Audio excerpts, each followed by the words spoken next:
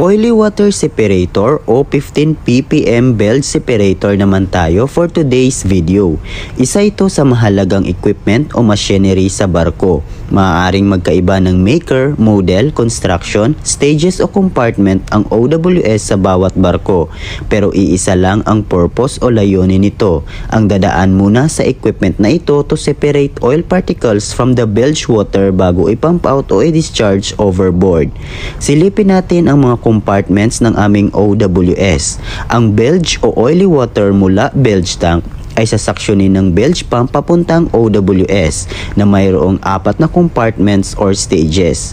Papasok muna sa first stage na mayroong parallel plates, then sa second stage filled with hard type of emulsion breaker, then aakyat sa third stage na mayroong coalescer.